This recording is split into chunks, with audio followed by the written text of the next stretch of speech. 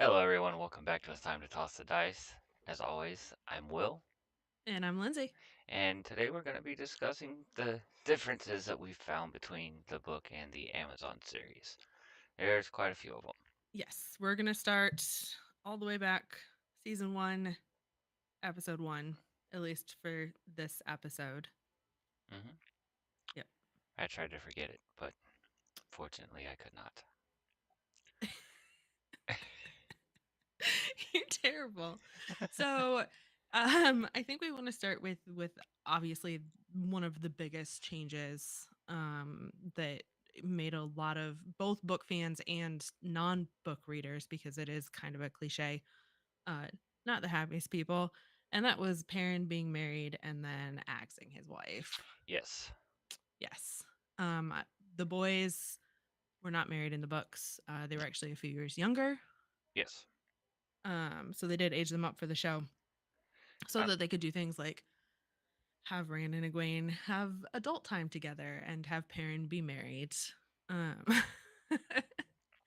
yeah, which we aging know. them up for those purposes doesn't make any sense to me. Like, we don't further any stories by either one of those. Like, That's true.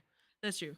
But we don't want to just talk about the fact that they gave Perrin a wife, but the ramifications of giving Perrin a wife and then subsequently and before killing before we that go wife. any further, we will say that there are full spoilers from the books.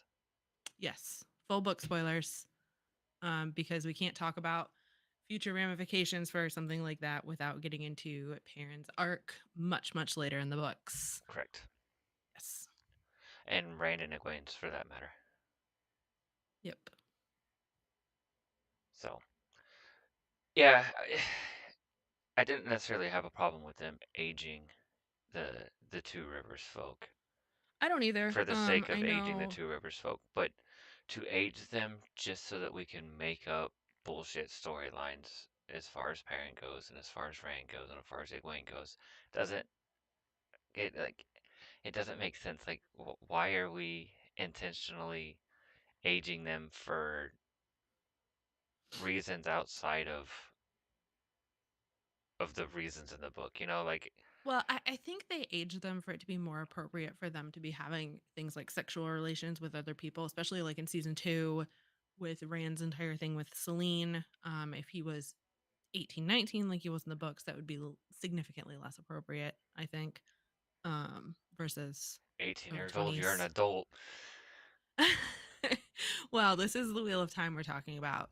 So in the books, there is a little bit of a stigma around premarital relations. Obviously, the show did not continue that No. particular storyline, but they do want to bring in a more adult audience, and I guess they thought maybe the horror wasn't going to be quite enough. This was a horror show, like, emotionally for me. Mm. Well, I'm blurry. I noticed. There it goes. Like, it was Um, emotionally horrifying. yes. So it is a little bit horrific. Perrin, for the first time, I would argue, wolfs out a little bit, fighting the Trollocs during Winter's Night at Emmons Field, and attacks his wife, hmm thinking that she's a Trolloc. Obviously, he is distressed by this Yes. and carries her out. Doesn't tell anybody that he's the one that killed her, um, until later. I think he tells Egwene later on. hmm But so in the books, he doesn't have a wife until book 4 or 5. When do they get married? He meets her in book 3.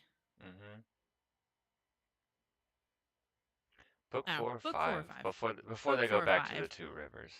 He and Fael get married, and then they go back to the Two Rivers.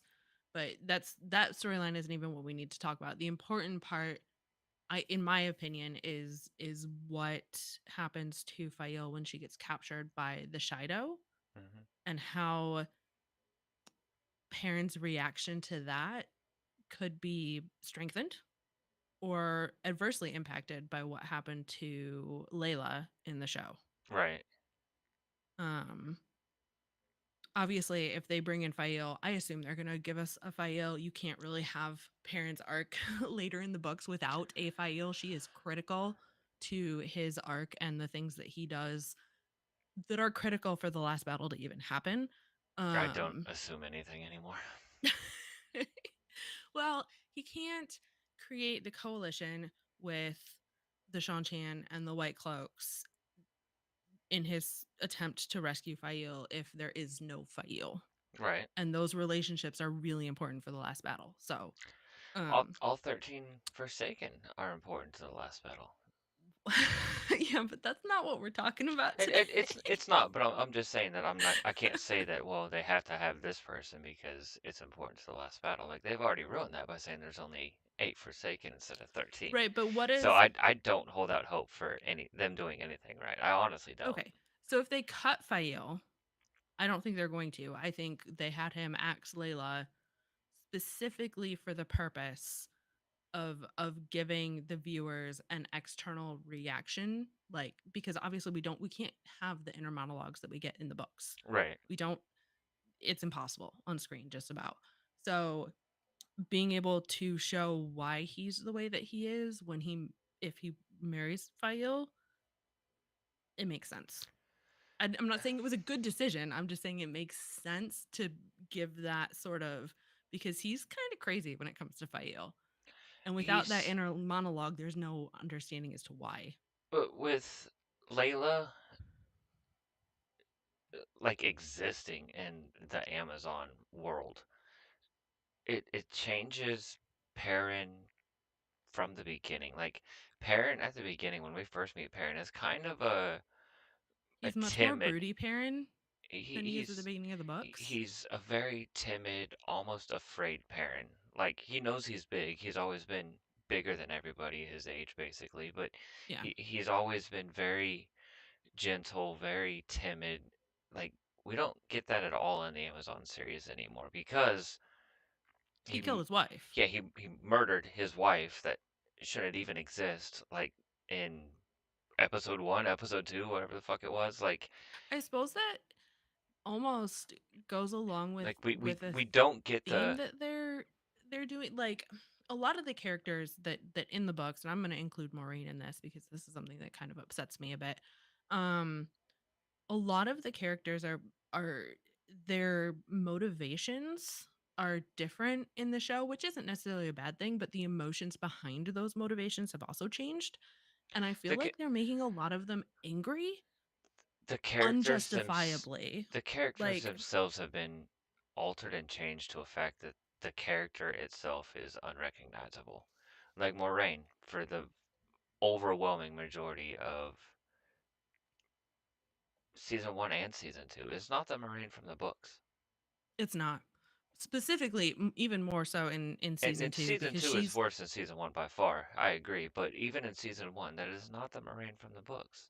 no, and even later on in the books, I'm not going to say what happens, but she does have something happen to her where she could justifiably be angry about it, and she's not, Right. because anger is not a natural response for Moraine. So having show Moraine be as angry as she was is weird. And having show Perrin not be as careful and just be kind of broody and angry because he killed his wife. Right. Although I do see him, they got him out of that a little bit in season 2 with meeting Hopper, but now Hopper is dead. So what is he just going to be broody and angry again? Yeah, it's we don't get the progression of Perrin. Like Perrin, he starts out and like he meets oh god damn it. Elias much earlier in the Hmm. books. Yes, Like in book he 1, yes, he meets Elias, he and Egwene less than halfway through book 1, in fact. before they get to the Tinkers. Yep. You know, Egwene and Perrin come across Elias, and Elias tells him then They what he basically is. get rescued by him. Let's be Right. honest. And Elias tells him what he is. He goes, "Yeah, you know, the wolves accept you because you're one of us," kind of thing. And Perrin's like, "You know what the hell are you talking about, dude? Like, I ain't, I don't talk to wolves." and Yeah. that's when, And even like through the rest of book 1 we see him come to realize that, oh wait, I can hear them. and it's a, And it starts very, very subtle, yep.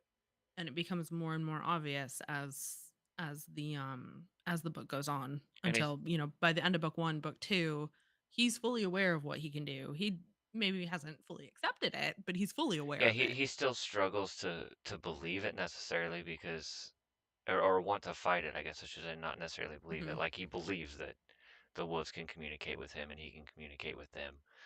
But he finds another wolf brother that's been locked in a cage because they've gone like full fucking wolf essentially. Like I mean they Yes, I remember that.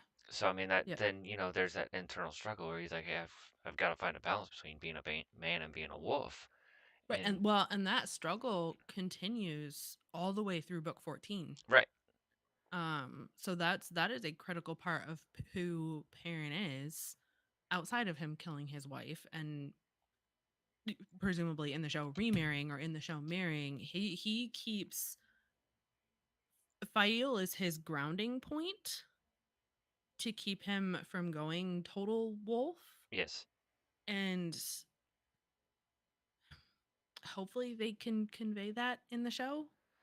But I just it doesn't make sense to me for them to have given him a wife just to die within an episode. Well, see, I'm thinking about that still more as when Fail gets captured by the Shido, he kind of goes a little crazy. Let's be honest. And that crazy, I'm thinking that they were having a hard time justifying that crazy without giving us something in season 1 to justify it I d later. You don't That's the though. only thing I can think of. And you're right. We don't get the internal monologue that we do when you read the books. Like you don't, get the perspective of what everybody's thinking and feeling and going through and all that. You're absolutely right Right. there. But we can still visualize, when he was with the White Cloaks and they were about to hurt Egwene. What'd he do? He fucking wolfed out. Like Yeah. for the first time on screen with the eyes and everything. Like he I wolfed hope his out. eyes stay. When I went If back they and keep changing his watched, eyes, I'm going to I be don't think so they're going to, disappointed because I and so watched sad. I went back and watched the I very know at the end very end of of, season 2 yep, episode 8 he still again, had them. and the whole time on the top of that tower his eyes were yellow. I know. So, I watch closely to that every time I see Paren. I look at his eyes, yeah. just So I think because, they're going to stay, hopefully. just because it's Lord Golden Eyes. He has to Yes. fucking have He the eyes. has to have gold eyes all the time. Well, that and Elias's eyes didn't change, so I Right. think parents are stuck now. But I still don't understand why they made him change back after the White Cloaks. Like I I understand think that they were just trying to show it as a Paren might not progression of understand him. what he is, but once the eyes there, they don't go away. You know what I mean? Like, I think that they use the death of Hopper as sort of like a, which happened in that white cloak scene in the books. yeah. So maybe they were just trying to tie it together. The death of Hopper kind of put Perrin in that, yes, I am a wolf brother state of mind. So the eyes stick at that point, I guess. I don't know. Didn't make any sense the way they showed it on screen. I won't. It just didn't make Whatever. sense to me. But they better stay now. I get tired of them So moving. before we get off the topic of Layla, Yes. can we talk about how both her and Egwene, and they actually intentionally focused on this with Layla, for whatever reason, ended up with scars after being forcibly thrown into the river to become part of the women's circle of Emmons Field, which apparently is every woman in Yeah. Emmons Field, which is weird. Um, but this doesn't happen in the books. The women's circle is a select few women, just like the men's council, Mhm. um, who are supposed to be wise and in their years and know things that the younger folks don't know, except for Nynaeve because she's the wisdom. So by default, she gets in. Uh, but I d- I get what they were trying to do with the whole surrender to the river thing. I get it, but how many women have died Countless, I'm gonna guess. going through that test? Shit, even Phil could be as big as Caitlyn if they hadn't murdered most of the women in this thing in the fucking series. I mean, Oh for the gosh, love of Will. God. Because, I mean, if you have this many people coming out with scars, then how many didn't make it at all? Right. And How many people how get many scared scars and did we not see? how many people get scared and panic and drown? Because, I mean, that's what causes most drowning is panicking and thrashing about, wearing yourself out, and then all your strength is gone and you can't fight when you need to fight. Right. I do like going back to what Nynaeve told Egwene. This doesn't happen in the books again, but how she braids her hair when she's in the kennels in season 2 as an act of defiance against the Suldam. And I sort of going back to what Nynaeve said in episode 1, season 1 about women being always alone and never alone and all that Hmm. mumbo jumbo that they made up. Yeah. I, It was kind of cool though. I'm not sure about throwing all the women into a river to surrender. it gives the men Maybe they're some peace. testing them to see if they can channel. It gives the men peace and quiet for a day anyway. Huh? It gives the men some peace and quiet for a day anyway. All the women are up by the river drowning themselves, so they can, just have a beer in the end and That is true. That is true. not be getting bitched at for a whole day. So I mean, Maybe the men encourage this. yeah, Like hey, we need a just bigger women's council. I'll go up there and play the fucking river so we can play some cards in Like silence. go, have fun. We'll be okay. Um so couple other things about the Emmonsfield 5. Matt, obviously they changed his character motivations significantly for the show. They made his dad's portrayed to be addicted to something, probably alcohol. His I, mom I think his is, mom even says, "Oh, he's just a drunken cheater or something along yeah, those I think lines." so. They made his mom, I don't necessarily think that she's addicted to anything. I just think she's struggling in life They generally. they portray Matt as a junkie. And Matt, I almost get the feeling that they're trying to portray him as a gambling addict. Like he just from the first time he comes on screen, like when you look at him, his Well, he's vibe, gambling. not just his looks, but his vibe, his demeanor, his everything about him, he just looks and feels like a junkie. To be fair though, that was a look that the actor who they originally cast as Matt kind of did very very well, and Donalfin doesn't have quite that same. But it's just Matt was, Bernie and Harris, and, that's and his I name. I know we've already talked about this before, but Matt in the books at the very towards the end of the book He's a series, he is trickster. towards the end of the books, he is just comedic He's gold. Like hilarious. I cannot read his name in the books without grinning from ear to ear because I know. it is just amazing. But even early in the books, like he's a fun-loving personality. Like yes, Yep. he gets Unless into a he's in a lot room with an iced eye. he gets into a lot of trouble, He gets but into a lot of trouble.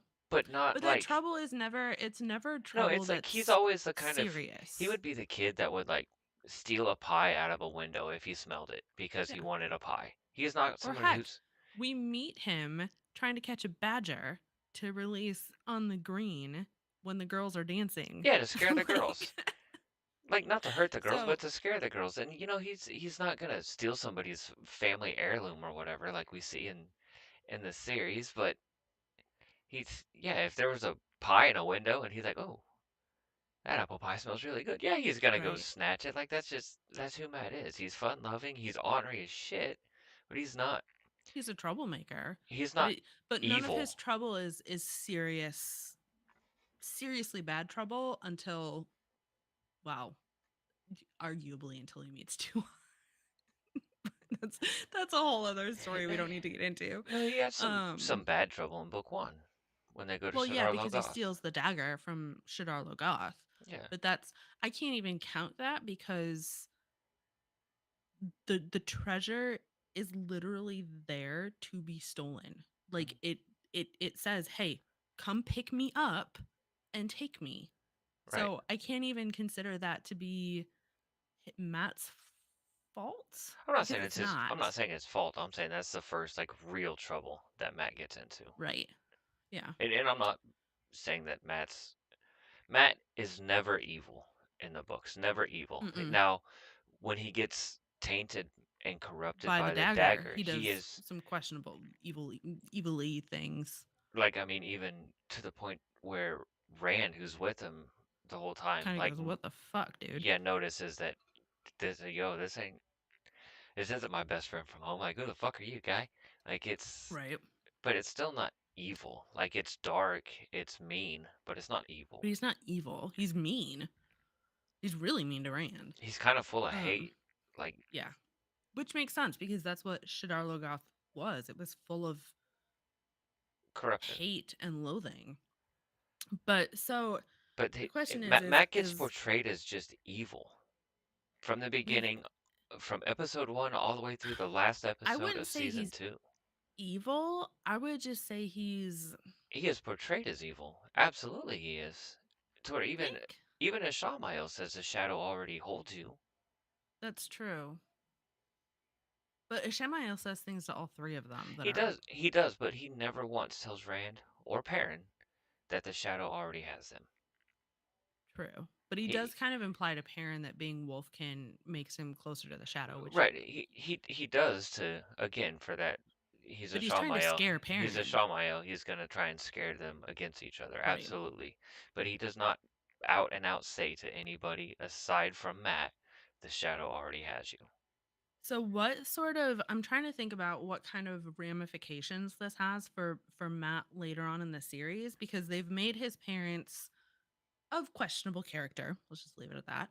And as a result, Matt is of questionable character because he's trying to make up for their failings with his sisters and that makes him not a great guy. He steals things. He can't afford things like lanterns. When a Shemael gets him and he drinks the tea, he's harassed in this vision by We, his mother we who can says get he's just like his dad. we can get So into more of Matt's the ramifications of the alterations to Matt. We can get into more of them later because there's some big ones in season that's two what we're that I supposed to be talking about, Will. but well there's some big ones in season 2 that happened that I want to Yeah, discuss we can talk when about we that. get there. Yeah.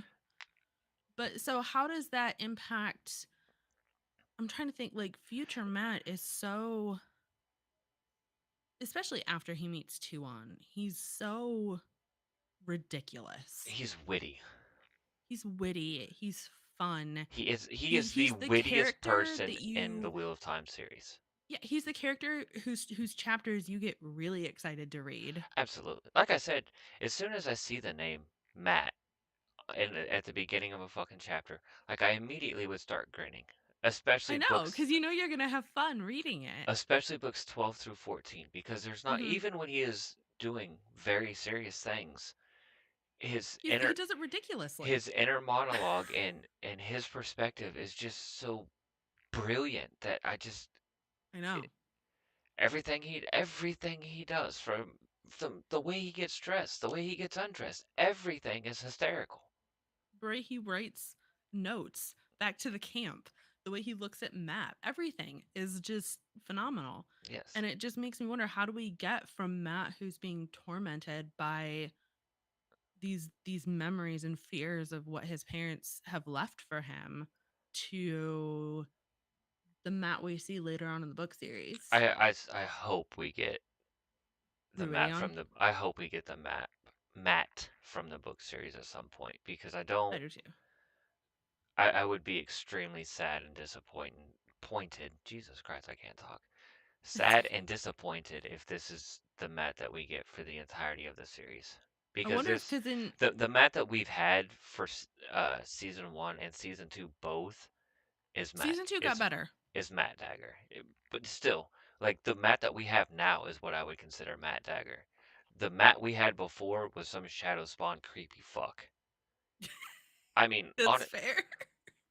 but the That's Matt we fair. have now that is just starting to come into his own or whatever is like Matt Dagger. You know what I mean? Mm, And then whatever the fuck they did to him in I season would 1 say is like some it's shadow Matt spawn fights bullshit. Galad. Matt. like immediately post dagger Matt. But Right. anyways, it'll be interesting. I know we got some foreshadowing, hopefully. I'm crossing my fingers for Ruidion in season 2.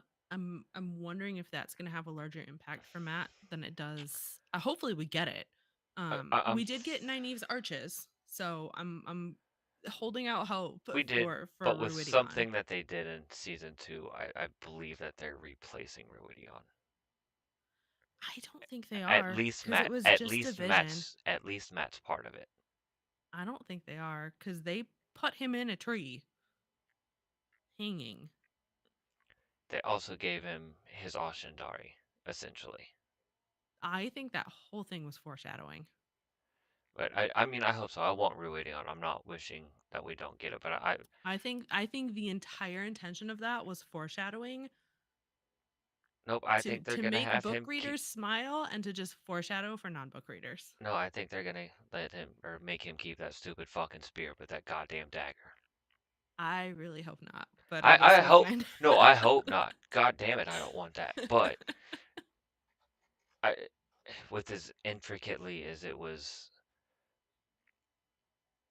used at the end of season 2, like Well, I it's don't not see them exactly not held going. together well. It's literally a dagger attached to a room support post with a piece of cloth. But if you look at like how cleanly it's put together at the end of season or at the end of that episode, like it's cleanly put together. Like Yep, but I it's still not going to stay.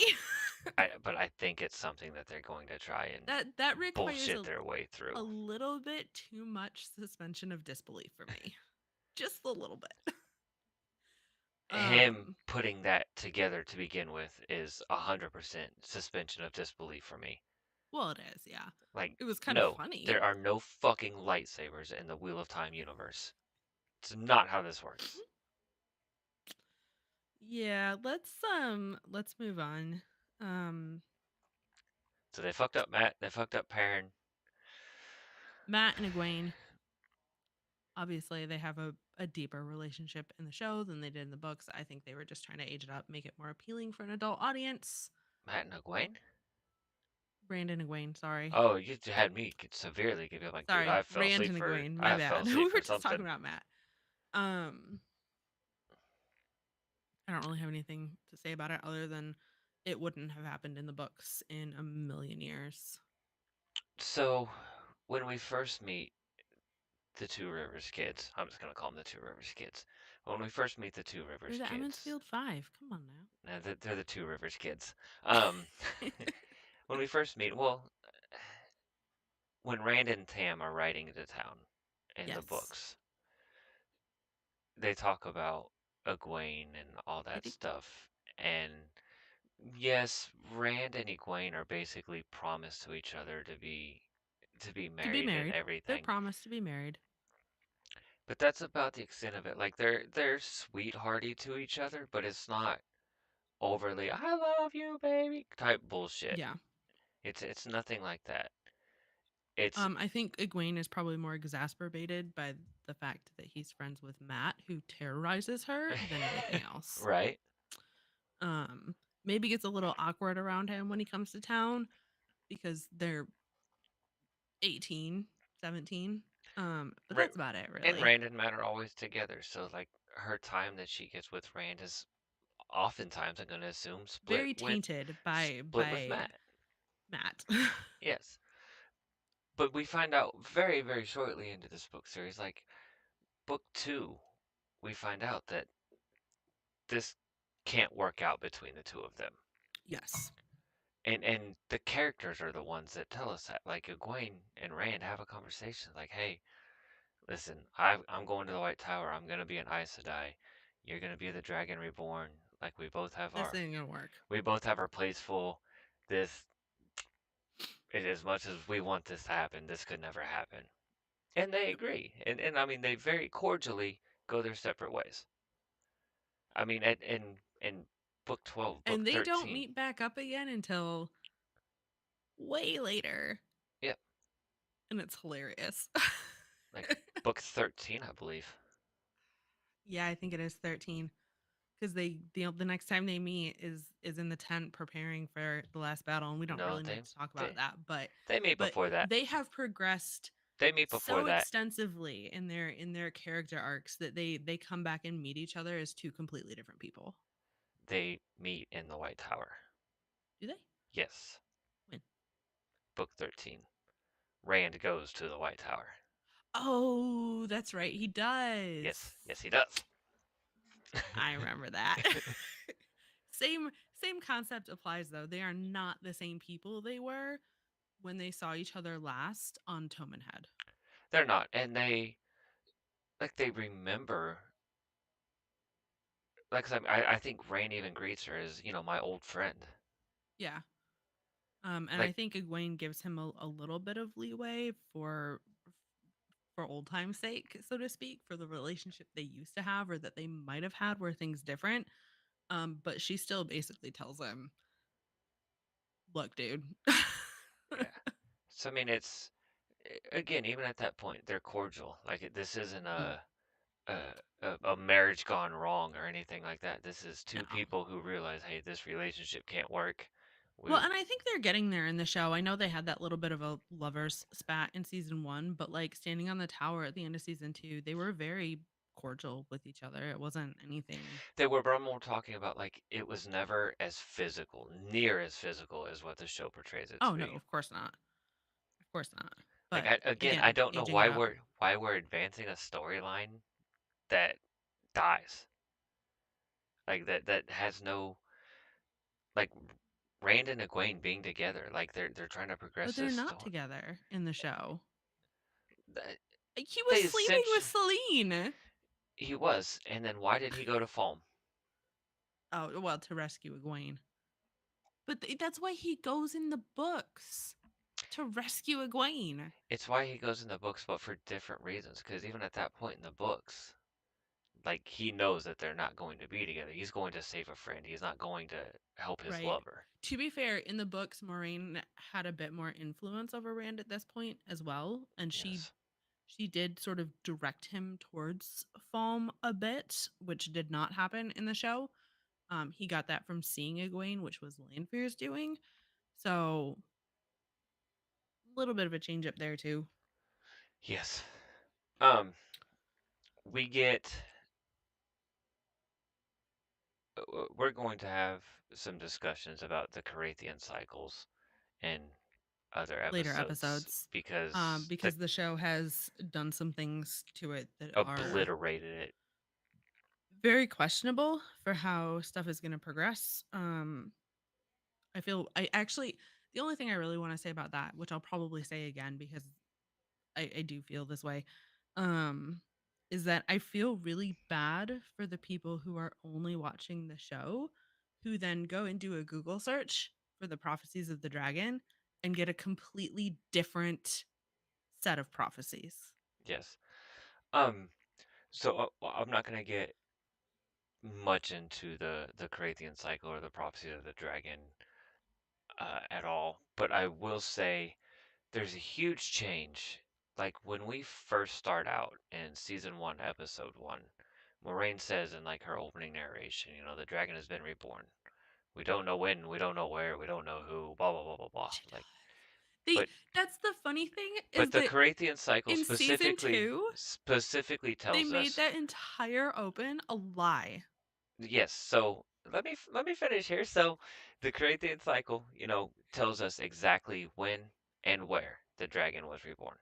Like it says verbatim when and where it will be born. Not going to get into it right now because we'll discuss that later. But then in season two, so basically the cold open of season one is there is no Carathian cycle.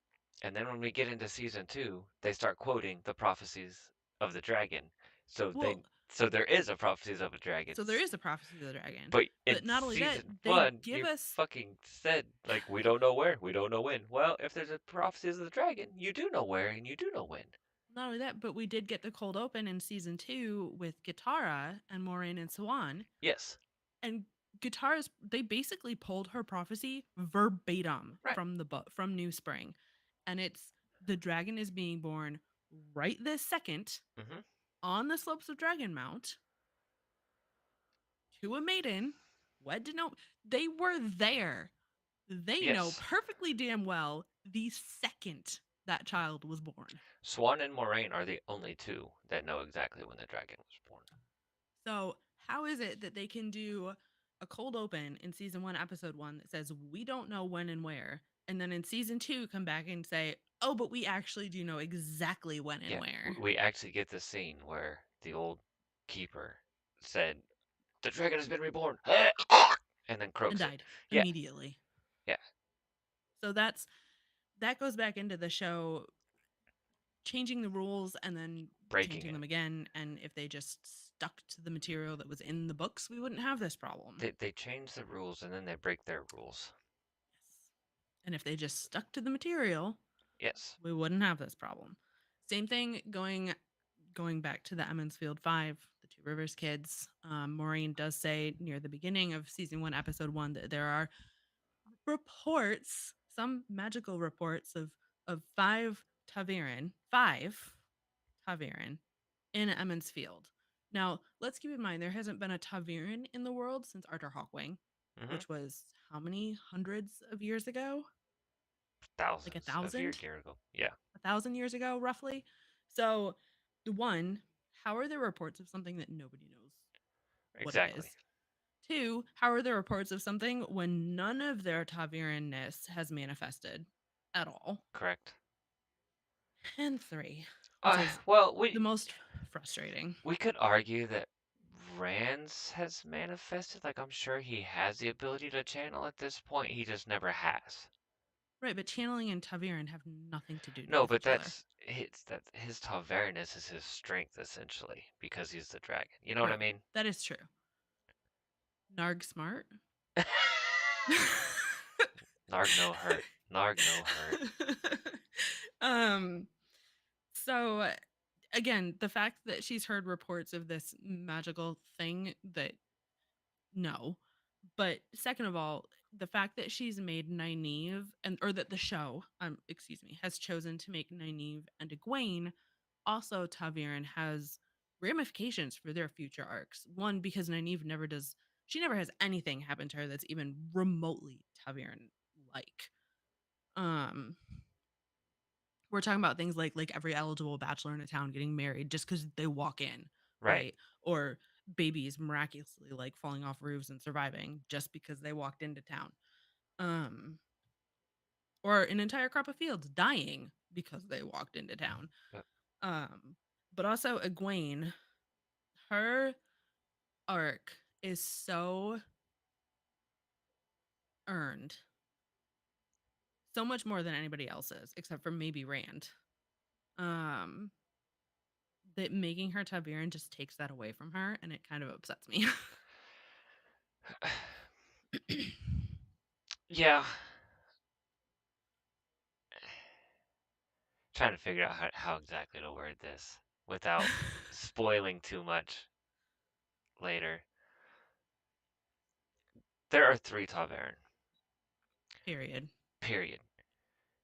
Moraine doesn't go to the Two Rivers because she's heard reports that there's fucking Tavern in the Two Rivers. Like that's She goes to the Two Rivers because it's basically the last place on Earth that she hasn't looked. she's she's been on a quest to find the Dragon Reborn, and she has scoured the lands. She's been to Terre and Carine and Andor The and here Borderlands. and there and everywhere, searching for young men who are of the appropriate age that could have been the dragon. Right. The Two Rivers in Eamon's Field is essentially the last place she has not looked.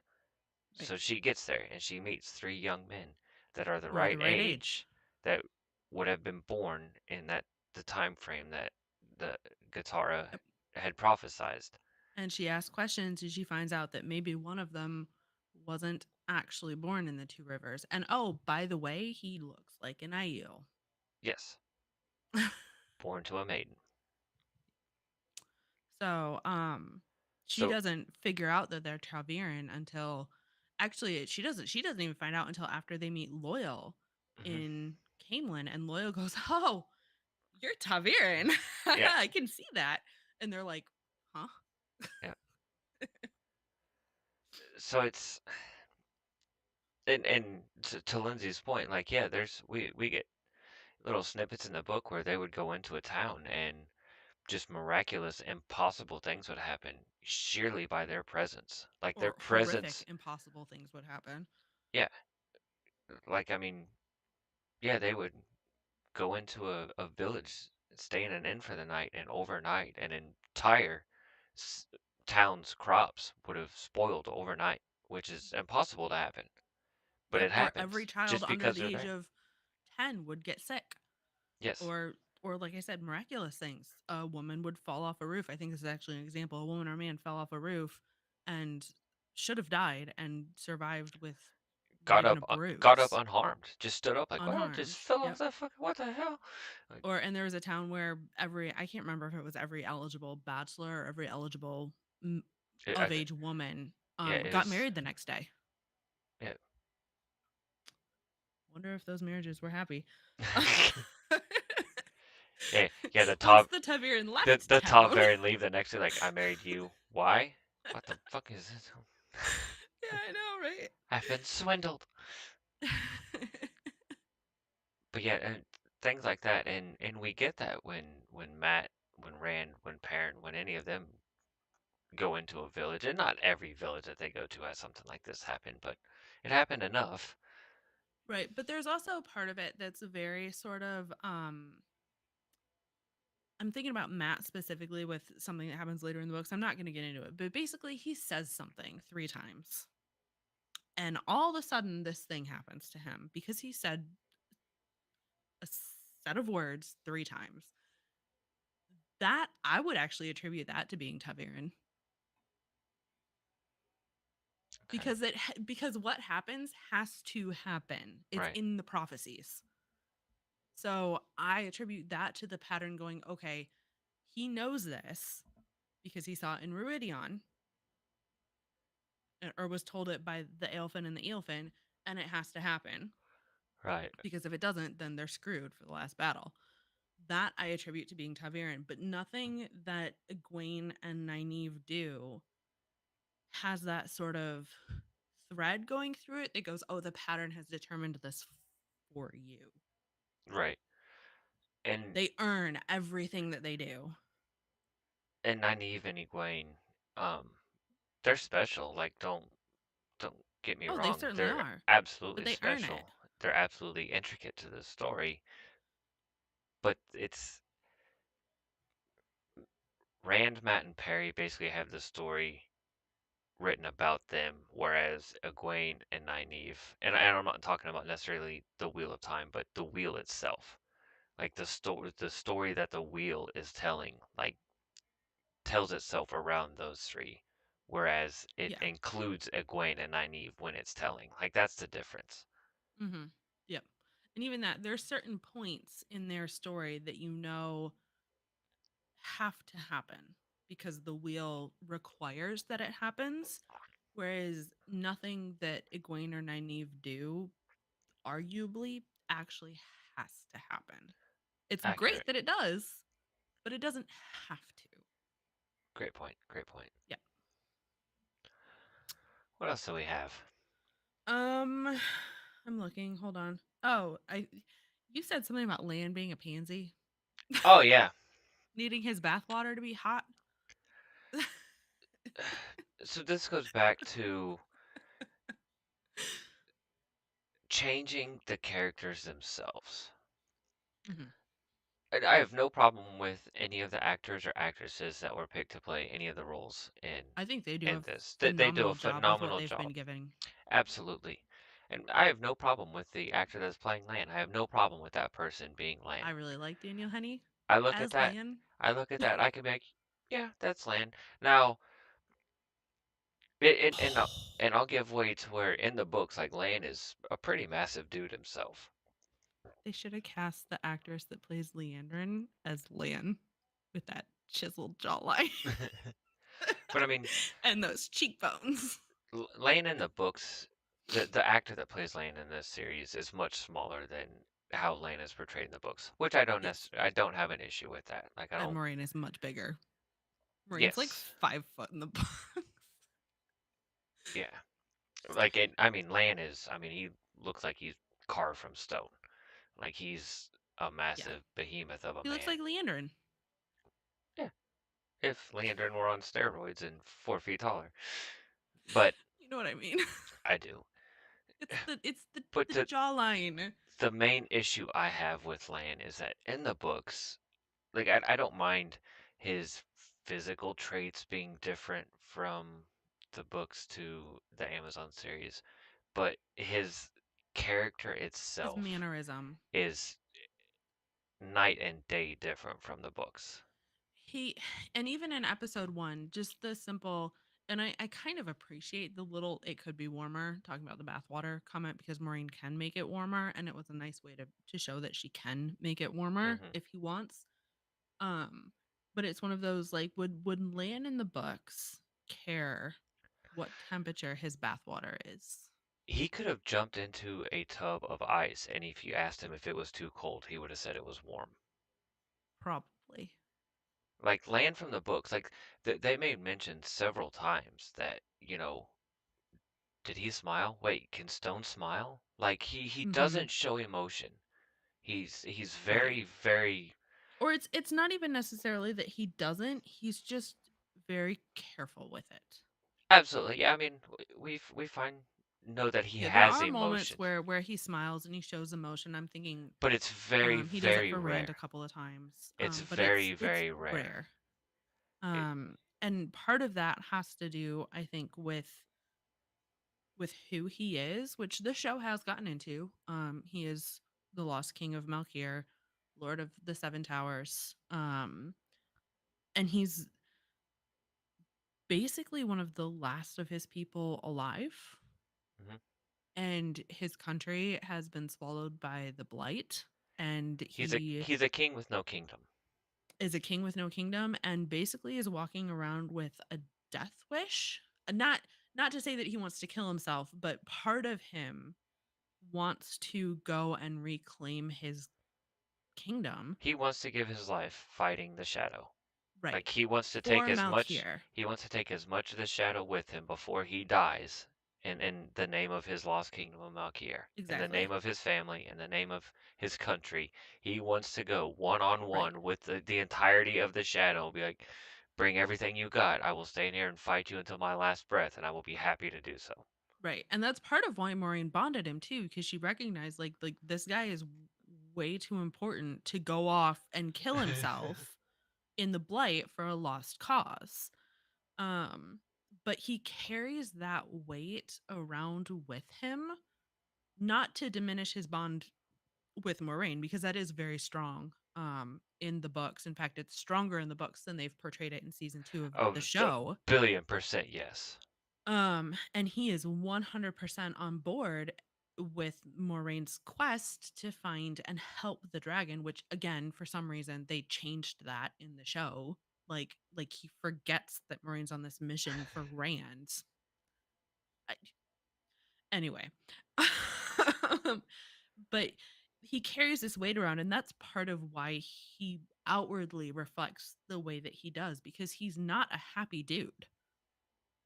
He's brooding, and Angry. He is I wouldn't necessarily say he's angry. he He's is just filled to the brim with hate for the shadow. for the shadow. Like And the that's fact that what he just can't keeps go him alive murder. is the fact that he wants to kill the shadow. That is why he breathes, is to kill the shadow. Yes. That's Um, why Lan exists. Like Lan and exists he for one understands, purpose. and that's one of the also the reasons that he makes such a wonderful warder for Moraine, because what better cause is there to murder the Shadow's face than to find the dragon reborn who is supposed to do that? But yeah, I don't get from the show, I don't get his the weight that's supposed to be on his shoulders from his supposed destiny and the things that are keeping him from it, but also moving him towards it, and the struggles that he has aren't present quite so much in the show. They No, touched on it in season 1 around the campfire when the other warders were telling Nynaeve about him, but that was it really. Yeah, we the dynamic between Lan and Moraine in the Amazon series is Upsetting. borderline criminal in my opinion. The way they made both of the characters is borderline criminal. The way they made them interact with each other is borderline criminal. Like all of it is wrong. Lan's Right. wrong, Moraine wrong is wrong. Lan and Moraine together is wrong. Like none of it is right. Yep.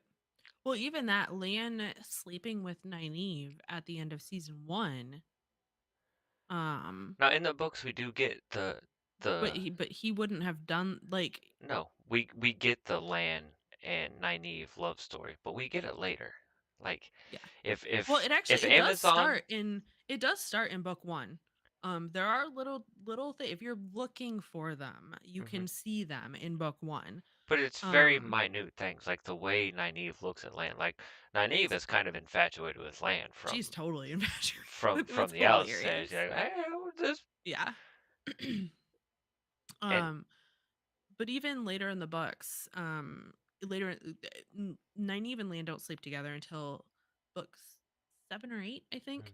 mhm. And at the time, Lan is bonded to somebody, somebody else, to an Aes Sedai, and um, Nynaeve even asked the question, "Is she going to be able to feel this if we do something?" And he's like, "Yeah." And Nynaeve's kind of like, is there any way that you can like send her a "but she's my wife" message? Which obviously is not the way it works. But that was a spoiler, by the way. But the point was that they didn't do anything until they were married. Yes, and And they got married in literally the most unconventional way possible because Nynaeve could not wait any longer. yeah, and even then, like Lan is so I'm gonna say but for lack of a better term, emotionally void. Even at that point, to where like Yes. when you read it, you almost feel like Lan is a prisoner at his own wedding. Like he wants to be Yeah, there. He wants to be there. Don't get me wrong. But even he then, does. the way he's portrayed, like you get the feeling it's like he would almost rather be anywhere else. But Yeah. He does take advantage of some of the stipulations of that marriage later, and you can tell just by like the perspective that it's somewhere in the back of his head he's just cackling because he can. But there's no outward sign of it. no, like I said, So, him smiling or him showing any sort of facial emotion expression whatsoever. whatsoever was a shock to anybody almost. Yeah. So I mean, the land that we get in the Amazon series is obviously Very different. like just will you let me back in, please? The water too cold. Like, bitch, I'll fuck you up. Like, I'm tired of this shit. Oh gosh. Yeah. We will probably talk about this land emotion thing much more in depth. As we, Not that there's anything else we can say, but obviously when he's the designated mourner, or we could just talk about the designated mourner scene now. yeah, while we're talking about, it, we might as well like he's when they're Yeah. mourning the The death of the death Steppen. of a warder. Yeah, would Lan mourn the death of I somebody don't like that? I believe he would. Would he mourn him like that? No, not in 1,000 fucking years. yeah. I understand the concept of the designated mourner, and that is a thing that happens in many cultures around the world because people are very, they have somebody do all the wailing and the crying for them. But it's just not I just can't see Lan doing that. Not in 1,000 years he wouldn't have been the one. And even Nobody if nobody would have asked Lan Mandragoran to fucking do that. right. And even if they did try to do it to say that Lan and Steppen were best friends, like Steppen was Lan's best friend and vice versa, and that's why he was the one who was chosen. Lan and Steppen didn't get enough screen time, in my opinion, to establish that friendship. and make the friendship strong enough for me to believe that that's why Lan was chosen. Lan's best friend Which is his which gets into a sword. whole other issue that I have with the show about people not earning things. Lan's best friend is his sword, and then his horse, and then Moraine. Like it goes in that I order, don't I think. know. I'm not sure. I'm not sure that Mandarb doesn't come before the sword. But that's one and two, regardless of how you put them. Yeah, definitely. Sword, horse. And then Moraine. Like even when Moraine and him are on the best of terms, which they are basically for the entirety of their time together in the books. Like they're on the best of terms. Like sword, horse are one and two, and then Moraine and everything else. Yep. Like Well, and then he's Moraine, and then everything else. And everything else is just a solid 4. Like nothing rates any higher than Moraine until Nynaeve. yes. And then Nynaeve finds herself up at number 1 above the sword and the horse. But I yeah, she I don't does. think so. I don't She think so. totally does. She totally does. No. Think Maybe about a what she did to him at the end of the series though. yeah, but Like he that that alone puts her above the sword and the no. horse. No. Yeah, it does. No. Mhm. Sword is would be one at the end of the series, and then she is two. I don't think so. And then Mandar would be three. I don't think so. I 1,000% believe so. Well, we'll just have to We'll agree we'll, to we'll disagree on that one. discuss it off air because I'm not going to say exactly why I think this because I can say it in one sentence, but I don't want to give that But much away. that one sentence is probably way too many spoilers that we want to do Yes, here. so Even though we're supposed to be full spoilers, we do try to keep at least some of it to yes, we don't want to spoil everything. So, all but right. Well, that's an hour. that's an hour. There was a lot of differences, and we've only begun to scratch the surface Yep. of the So, I changes that are are made. we going to do episode 2 next week? Yeah, yeah, we will Season 1 just episode 2 discuss episode two next week and the differences between that and the correlation to the books. and the potential ramifications if there are any.